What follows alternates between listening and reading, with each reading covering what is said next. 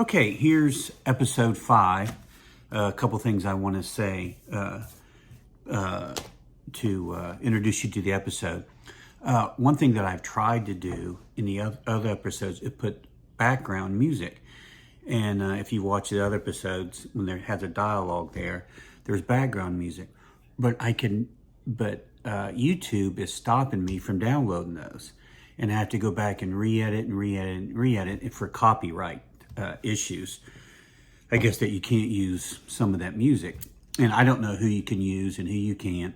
And on Facebook, you just credit that. If you put a video on Facebook that has music in it, has a song, you just put the title and the singer. And I've been doing that in YouTube, but it's just not working. If some of you guys could help me out with that and what to do, I would love to do that. I would love to have music in the background of these dialogues, but it's just not letting me do it, and it's too hard to edit.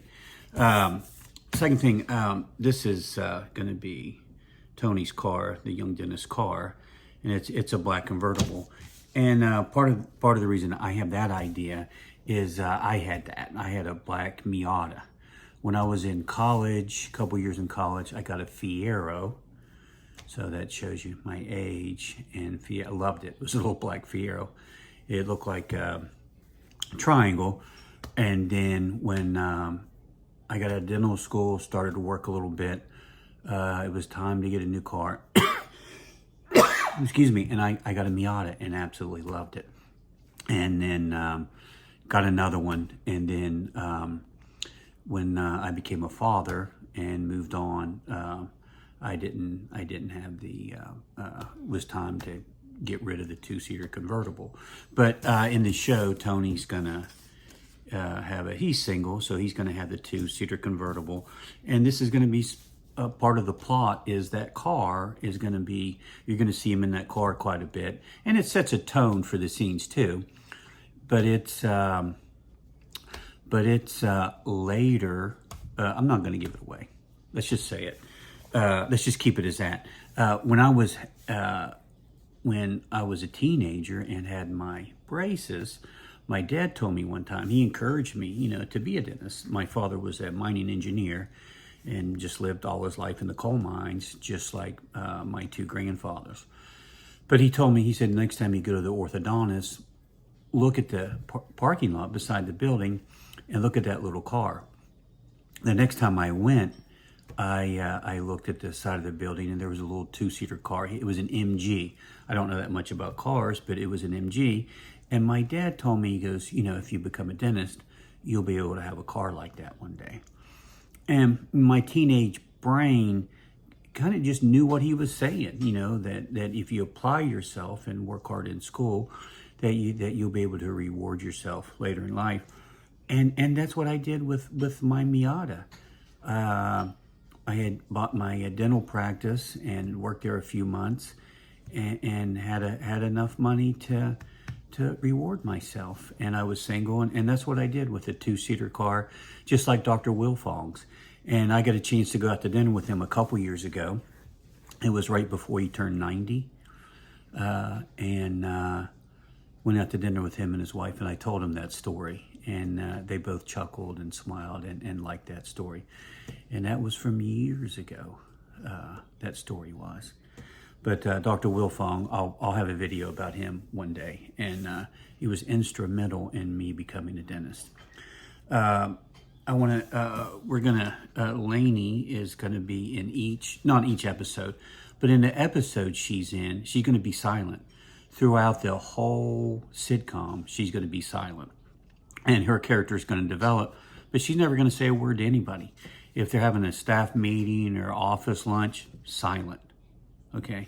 And what she does, if you saw earlier episode, every morning she goes to the convenience store, gets a Diet Coke, buys a lottery ticket, and vapes. And goes out in the parking lot and vapes sitting on the trunk of her car. And so in this episode, Tony's going to be driving to work. And in the background is going to be her sitting on the car vaping. And that's how one of the first scenes start. This episode is all in the dentist's office. This is the first episode that's only Dentist Office, and there's will be very, very few that are just Dentist Office. Like I say, the sitcom's about people, about these characters and how these characters are related to each other. And each character has their own story, and there'll be episodes about each character and how they interact, and just the humor in that,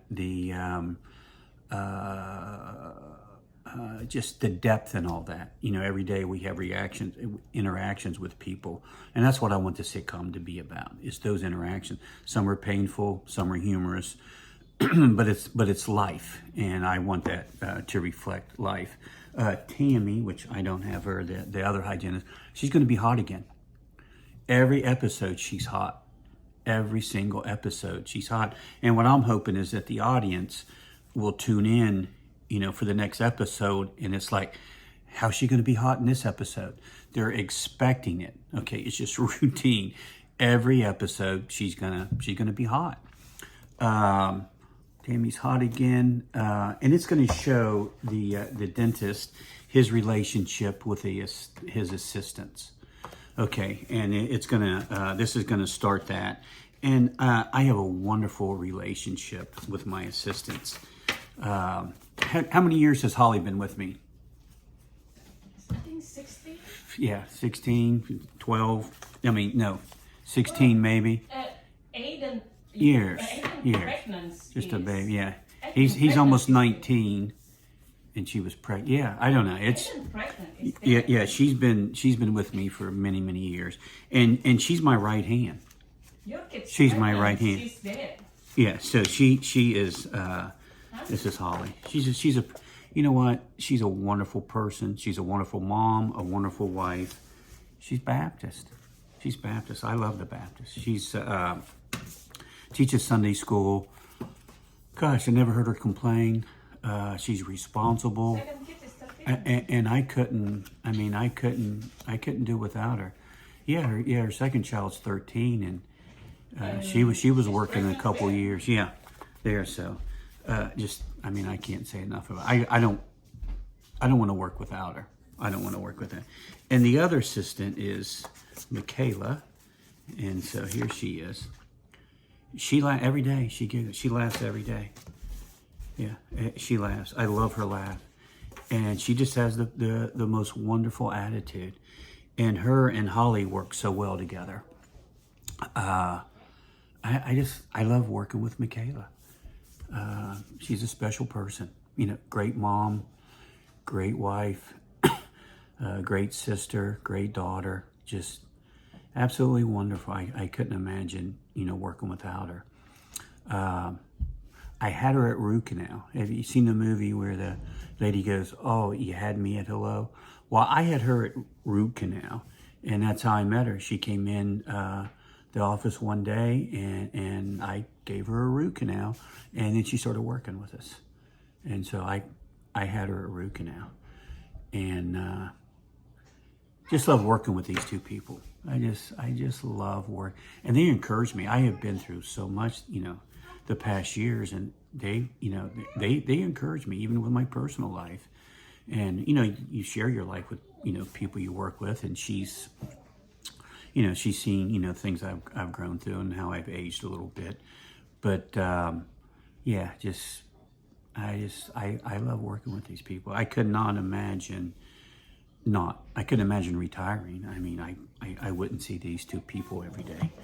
Let me make sure I don't miss anything. And this episode is going to start, it's going to start addressing her mental decline. Now, this is an old hygienist, and she was Martha, and she was the hygienist of Tony's father. And so she's been around for, she remembers when Tony was a baby, changed his diaper. And that's going to be a theme. That's going to be a theme through there, is her relationship with Tony. And she still sees him as a toddler. But so she does have mental decline, and just how that plays out. And I just have a lot planned for that. And it's going to be touching. It's going to be humorous. It's going to be touching. It's going to be sweet. It's going to be real. Okay, it's going to be part of the human experience in their lives. And I'm I'm not going to give too much away, but I have big plans for that. But he's going to address in his in the will, he has to keep Martha employed for 3 more years. Okay, so that's going to be part. How are they going to keep her employed for these 3 more years with her mental decline? So he's going to start addressing that they're going to try to get another hygienist in the office to ease the load of her. She only has to work 2 days a week. And so, they're going to try to give her the older patients and the patients she's had for years. And with that, but try to get somebody else to come in.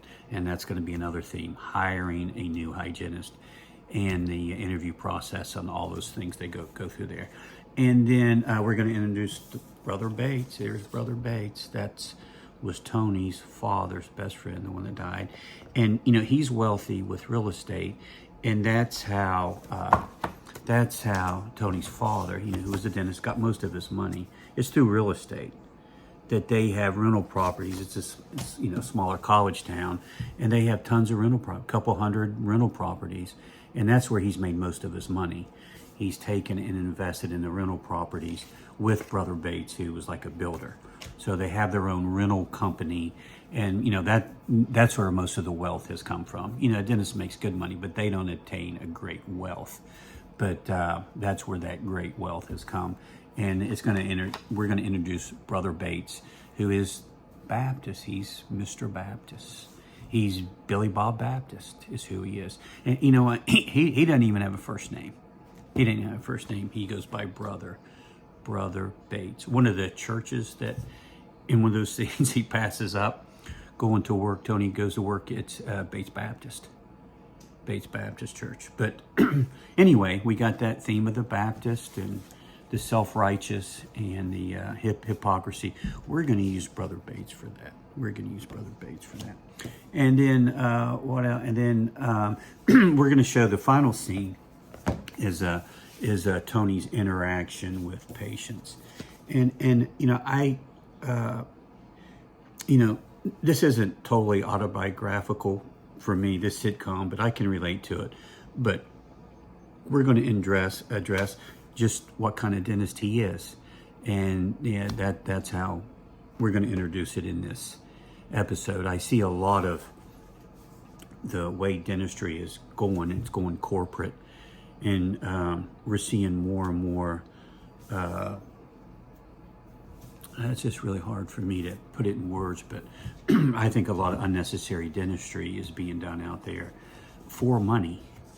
And I give a lot of second opinions on patients will go to some place, usually a corporate place, and thousands of dollars for their work, and then their friends will say, well, why don't you go see Dr. Gray?